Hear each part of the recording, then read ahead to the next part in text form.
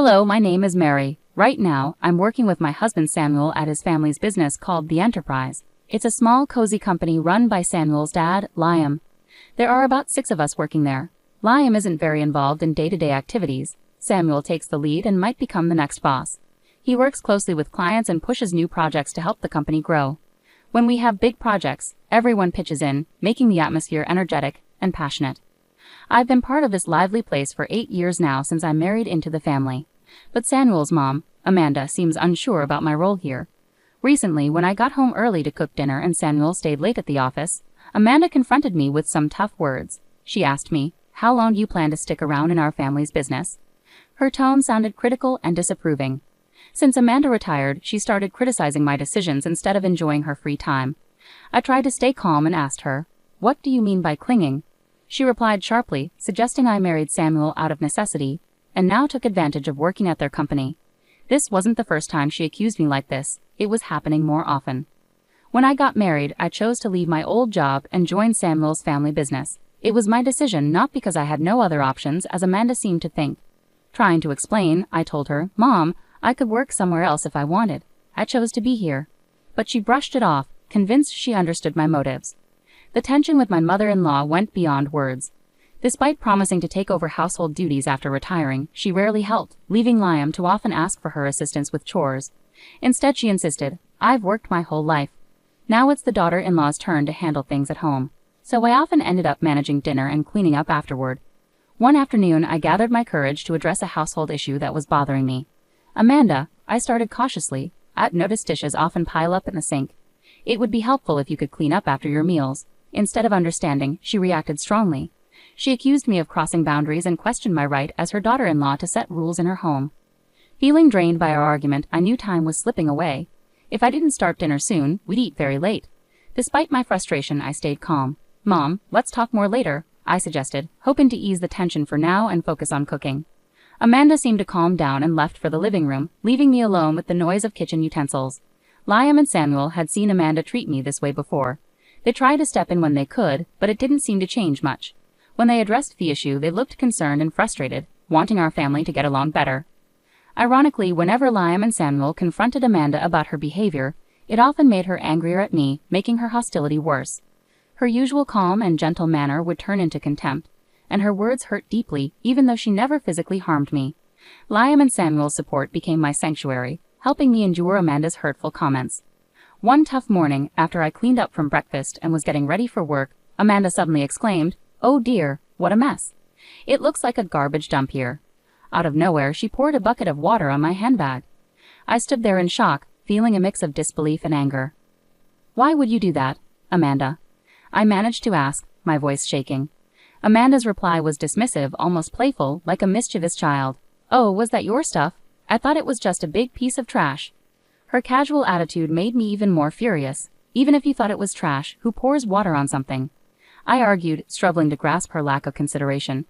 In the morning light, sitting across from Amanda in our living room, her expression was cold and determined, as if she had decided on a drastic action. "What on earth are you thinking? Now the carpet's soaked, and what about my things?" I blurted out, feeling a mix of confusion and frustration as I hurriedly took out the wet items from my bag. Important work documents lay spread out on the table, drying off. Amanda looked at me with a chilling calmness, showing no remorse or concern for the chaos she had caused. "You don't need to go to work anymore," she said flatly. I was completely stunned by her statement. "Excuse me?" I replied, filled with disbelief and shock. Amanda's next words hit me hard. "You've been hanging around this house for 8 years, but today I can finally get rid of you." Her voice dripped with venom and determination, a side of her I'd never seen before. My mind raced with sadness. "Get rid of me," I repeated, my voice betraying my disbelief. "She made me feel like an outsider in my own family. My daughter is joining the company, so we need you to leave. Today's your last day. All you have to do is apologize to your father-in-law and Samuel for causing trouble." She laughed mockingly, adding insult to injury. She was using my job to push me out. I had invested years into that job, earning respect and making cherished memories. Shocked and heartbroken, I struggled to understand the harshness of her decision. I had devoted myself to this family, yet it seemed my efforts meant nothing to her. "Are you sure about this? Wasn't Emma working at a clothing store in Philadelphia?" I asked, my voice showing my confusion and concern. My job meant more to me than just a paycheck. It was my path to personal fulfillment. Meanwhile, Emma, my sister-in-law, tired of city life and its impersonal nature, decided to come back. She said she was fed up with the cold people in Philadelphia, so I told her I had a job waiting for her once she returned home. Amanda explained firmly, leaving little room for discussion. Amanda's words hit me hard. She's agreed to come back immediately, and now that she has, I want you out of this house. Her statement was shocking, almost impossible to accept. With one decision, she was ready to completely upend my life, disregarding my place in the family without any chance for dialogue. Coldly, she handed me an envelope. "I've written your resignation letter," she announced, effectively casting me out of our home.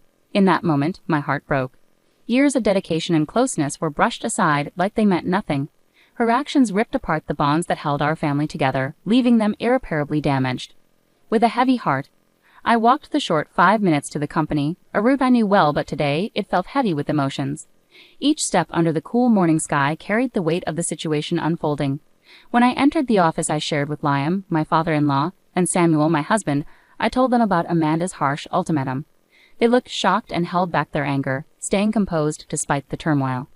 They cautiously suggested it might be best for me to step back for a while to show Amanda the impact of her demands. This suggestion threw my heart into even more confusion.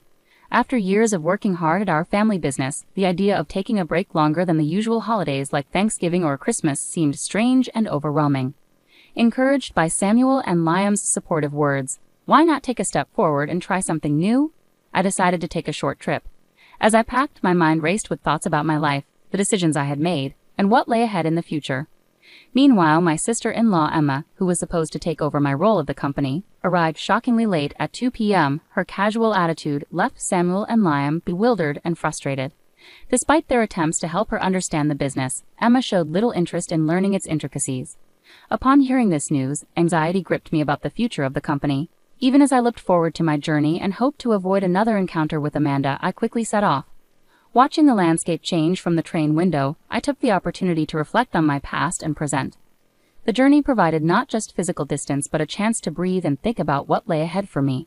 As I enjoyed local seafood specialties during my travels, my thoughts frequently turned to my family and our business. I was deep in these reflections on the 5th day of my retreat when my peace was suddenly shattered by a tearful call from Emma. "What's happening?" Mom said it was an easy job, just sitting in a chair, but Samuel and Dad act like I can't do anything right. Emma lamented, clearly frustrated. Her words sounded like they echoed the assurances my mother-in-law had given her, which caught me off guard. Despite the relaxed pace of my days away, I knew it was time to face the reality of the situation. "So Emma, how comfortable are you with computers?" I asked, sensing her hesitation. "Well, I mostly watch videos and play games online," she replied, hinting at her limited technical skills. Curious about her abilities, I asked about her experience with software like Word or Excel. Her confused response surprised me, given her background in the apparel industry in Philadelphia, where tasks like tracking sales and managing inventory would typically require basic computer knowledge. "Can you handle sales calculations or fill out documents?" I questioned further. She confidently said she could manage those tasks, but when I asked, "Can you calculate the correct amount of tax?" her confidence wavered, and she answered uncertainly. This wasn't just about testing Emma's math skills, but about seeing if she could apply them practically in a business context. While Emma had talents in other areas, it was evident she lacked confidence in the specific skills needed for the job. Her discomfort with calculations seemed to be a significant factor in the criticism from Liam and Samuel. It was essential for me to address the motives behind my mother-in-law's efforts to replace me. "Since you're taking over my role, I expect you to handle accounting tasks proficiently. Pay attention to email etiquette. A casual tone suitable for friends isn't appropriate for business. You'll also need to manage staff scheduling. Our team is small, but we prioritize everyone's time off requests, so don't put your convenience over theirs," I told her firmly. As I continued outlining her responsibilities, I could hear Emma crying on the other end of the line. It was a difficult conversation, but necessary for her to understand the reality and expectations of the role she was taking on. But I thought I wouldn't have much to do. Emma abruptly ended the call, clearly overwhelmed by the tasks ahead. I took the chance to explore Philadelphia, the city Emma had left behind. Surprisingly, I found the people there warmer than I expected, a stark contrast to the cold behavior of my mother-in-law Amanda and Emma, who seemed determined to push me away. A week after leaving my job, I returned to my in-laws' house. As soon as I arrived, Amanda confronted me, her face red with anger. "How dare you make my daughter cry? You won't get away with this," she yelled, her eyes filled with fury and confusion. Before she could reach me, Samuel and Liam stepped in to calm her down. Despite their efforts, Amanda's anger didn't subside. Emma's upset because she got in trouble for trying to boss around her employees without knowing how, Samuel explained calmly but firmly, trying to clear up the misunderstanding. Mary hasn't been here for a week, so she couldn't have upset Emma. Emotionally, Amanda shot back, it's all because of her. Mary is the reason for Emma's problems. She accused me without any evidence. Where's Emma anyway? I asked, looking around, but she wasn't there, adding to the confusion. It's strange. Emma doesn't have anywhere else to go since she gave up her apartment in Philadelphia. I thought she'd be here, I mused aloud. Samuel then explained, Emma's locked herself in her room. She's been crying and doesn't want to go to work anymore. She's overwhelmed, mainly because she doesn't have the skills needed for the job. Amanda, still angry, accused me. You've turned Samuel and Liam against me. They wouldn't say the company runs better with you instead of Emma unless you poisoned them against her. Samuel sighed deeply, clearly exhausted from the ongoing family conflict and his efforts to clear up misunderstandings. Mom, he tried to explain again, it might seem surprising, but Mary is exceptional at her job. She's certified in bookkeeping, her administrative skills are top-notch, and she's even fluent in Spanish from studying abroad. She handles all our multilingual communications of the company, he said proudly. Amanda looked surprised, evidently unaware of my qualifications and contributions. That sounds like something from a TV show, she muttered, reflecting on the situation. I remember in college I was so focused on getting certifications and studying that I had little time for socializing or dating. That's when I met Samuel when he visited my company for business, I shared, trying to bridge the gap between misunderstandings and the reality of our lives. Realizing Amanda wasn't interested in my qualifications or past achievements, I refocused the conversation on the present situation. To sum up, I handle a wide range of tasks at the company, from accounting and scheduling to coordinating with other companies and managing employee shifts, I explained, detailing the breadth of my responsibilities. Samuel chimed in, the work environment has improved significantly since you took a step back, Mom. His remark visibly surprised Amanda. Just then, Liam, Samuel's father, interjected with a startling revelation. We're considering closing down the company soon. Emma made a serious error. Instead of completing some crucial documents, she opted to take phone calls because she thought it would be more enjoyable while we were away. She ended up being rude to an important contact from another company, which could have serious consequences. I was shocked, my hand covering my mouth in disbelief. I can't believe Emma would do something like that, I murmured, filled with a sense of disbelief and dread over the potential implications for the company's future. As I pondered over these anxious thoughts, the story took another unexpected twist. When I explained our situation, the president of the other company suggested it might be time to consider merging. He expressed interest in absorbing our family business. Liam continued, revealing the surprising turn of events. This unexpected development brought a glimmer of hope.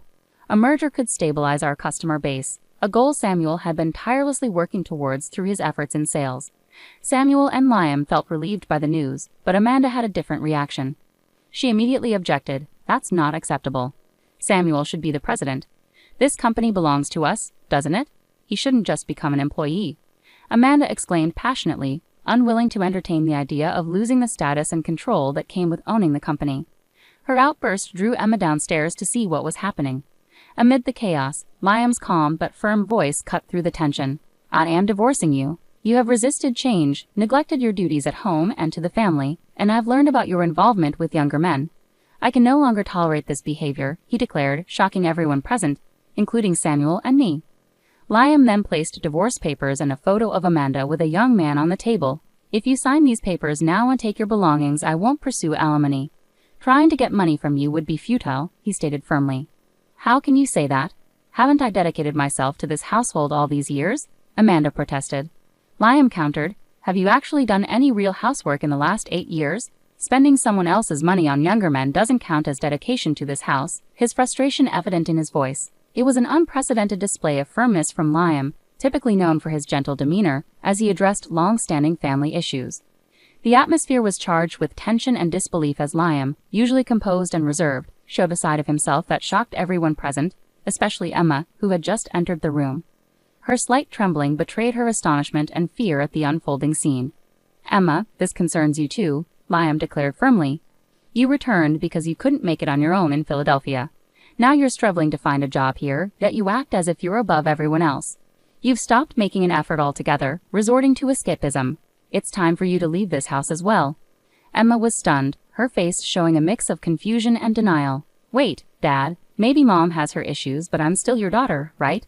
She protested desperately, trying to maintain her place in the family. Amanda, hurt by her daughter's words, reacted with shock.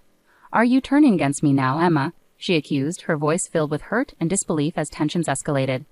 Liam intervened swiftly to prevent further conflict. "To avoid more trouble, I've arranged for both of you to stay with an acquaintance until you get back on your feet. They'll be here shortly to pick you up.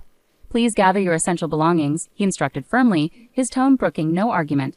With heavy hearts and no other options, Amanda and Emma packed their belongings. Shortly after, an acquaintance of Liam's, who managed a factory with living arrangements, arrived to take them to their new temporary home. Meanwhile, Samuel, Liam, and I seized the opportunity to inform our employees about the upcoming merger of our company with a larger corporation, preparing them for the changes and challenges ahead. Amidst these significant life changes, I discovered that I was pregnant. I shared the joyful news with the president of the acquiring company, who responded with enthusiasm. He assured me they would find a suitable replacement for my role to ensure a smooth transition. With the promise of new beginnings and the excitement of our growing family, Samuel and Liam redoubled their dedication to the company, inspired by the bright future ahead.